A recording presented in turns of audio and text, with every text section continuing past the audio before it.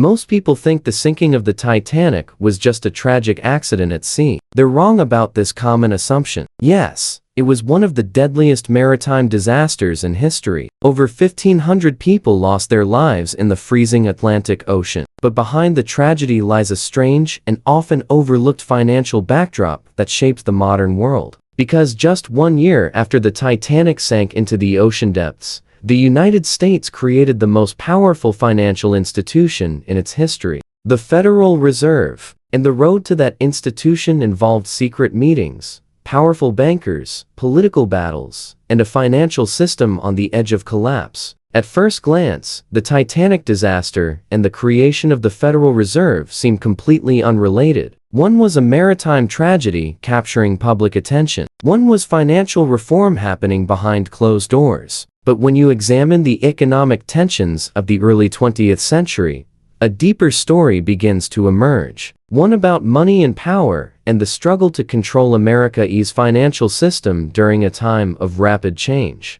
This story shows how individual events, while seemingly disconnected, are part of larger historical currents reshaping society. When people hear about the creation of the Federal Reserve in 1913, they often assume it was simply a technical reform, a modern central bank designed to stabilize the economy. But the truth is far more dramatic and complex than that. Before the Federal Reserve existed, the American financial system was unstable and fragile. Bank panics happened regularly without warning. Credit could disappear overnight from financial markets, and the entire economy could collapse simply because banks ran out of liquidity. The United States, despite being one of the largest economies in the world, had no central authority capable of stabilizing financial markets. And this weakness became painfully clear during one of the most severe financial crises in American history, the Panic of 1907. This crisis terrified bankers,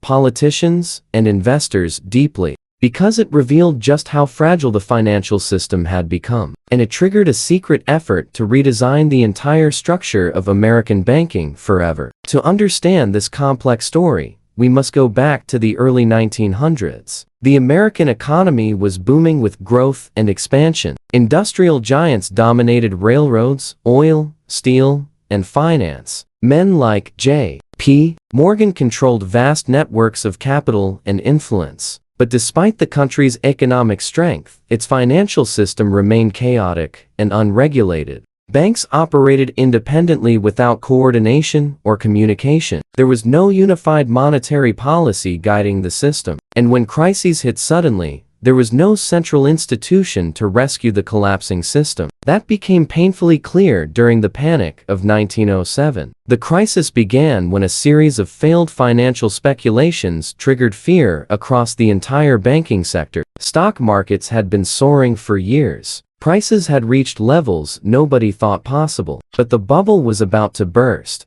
Depositors rushed to withdraw their money from banks simultaneously. They feared banks would collapse. They wanted their cash in hand. Banks began collapsing in rapid succession. Credit markets froze as lenders stopped trusting each other. Nobody wanted to lend money. Nobody knew who would fail next. And suddenly, the entire American economy faced the possibility of a catastrophic financial meltdown. Businesses could not get credit to operate. Workers faced layoffs as companies struggled. The stock market crashed violently. With no central bank to intervene in the crisis, one man stepped forward heroically. J.P. Morgan. Morgan gathered the country's most powerful bankers inside his New York library on Wall Street. For days, they worked around the clock coordinating emergency loans and rescue packages. They forced banks to support each other through loans. They stabilized financial institutions on the verge of collapse. And eventually, the panic subsided and confidence returned slowly. But the crisis revealed something alarming to American leadership. America's financial system had been saved not by government institutions with official authority, but by a single private banker with wealth and influence. That realization frightened policymakers considerably. Because if one man held that much influence over the financial system, the structure itself was dangerously fragile and unstable. What would happen next time if Morgan was not available? What if his resources were not sufficient? After the panic ended, American leaders began searching for a long-term solution to prevent future crises. The goal was to create a financial system capable of preventing future panics. But designing such a system was politically sensitive. Many Americans distrusted powerful banks and their influence. Others feared giving government too much control over money and credit. So in 1910, a small group of influential figures quietly gathered for a secret meeting. They traveled to a remote private island off the coast of Georgia. The island was called Jekyll Island. It was a private retreat owned by wealthy elites. Among those present were some of the most powerful financial minds in America, including Paul Warburg, a banker who strongly believed the United States needed a central banking system similar to those in Europe. Warburg had studied European central banks carefully. He believed America was behind other nations. He believed modernization was essential. For days, the group worked in complete secrecy on the island. They discussed how a new central bank might operate in practice,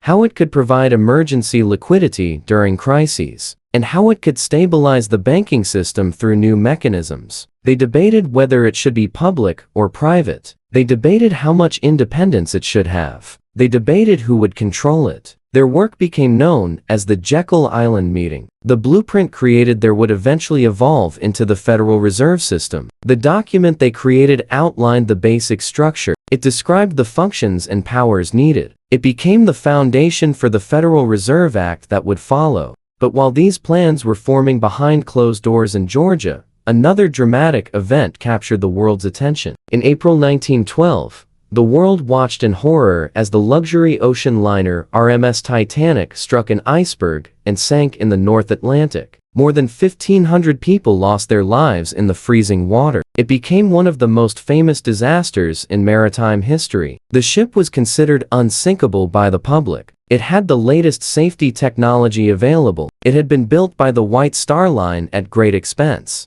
The voyage was meant to demonstrate the pinnacle of modern engineering. Among the passengers were some of the wealthiest individuals in the world, including the American financier John Jacob Astor IV. Astor was one of the richest men in America at that time. He had accumulated a vast fortune through real estate and business ventures, and he was among those who died when the ship sank. Over the years, this tragic coincidence sparked speculation and conspiracy theories. Some people have claimed that the deaths of powerful wealthy figures somehow cleared the path for the creation of the Federal Reserve. These theories suggested that elite figures opposed a central bank and had to be eliminated. Others have suggested more sinister explanations involving hidden motives, but historians generally find little credible evidence to support these claims. The conspiracy theories have persisted despite lack of proof. The push for a central bank had already begun years earlier.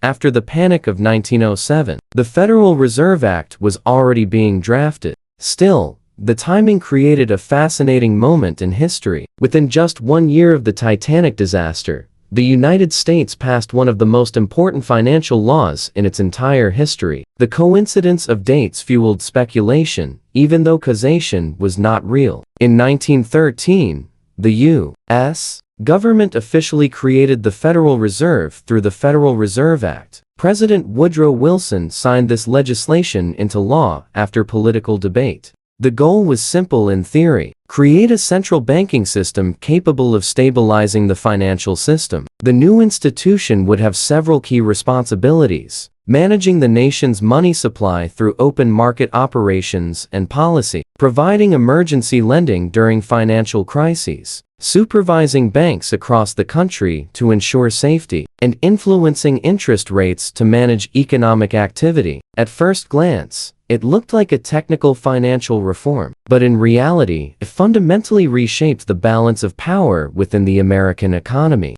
For the first time, the United States had a centralized institution capable of influencing the entire financial system. It had power to inject money into struggling banks during panics. It had power to tighten credit when inflation threatened the economy, and it had power to coordinate banking policy across the nation. The Federal Reserve would be run by a board of governors appointed by the president, but it would also include private bankers on its board. This mix of public and private power reflected the compromised nature of the deal. And over the next century, the Federal Reserve would become one of the most powerful economic institutions in the world. Its decisions would influence interest rates globally. Its chairman would become the most powerful economist in the world. Its actions would shape the American economy and global finance. The Federal Reserve would eventually become so powerful that presidents and Congress would often defer to its judgments. Looking back at history, the connection between the Titanic disaster and the creation of the Federal Reserve is not a direct causal link. One did not cause the other,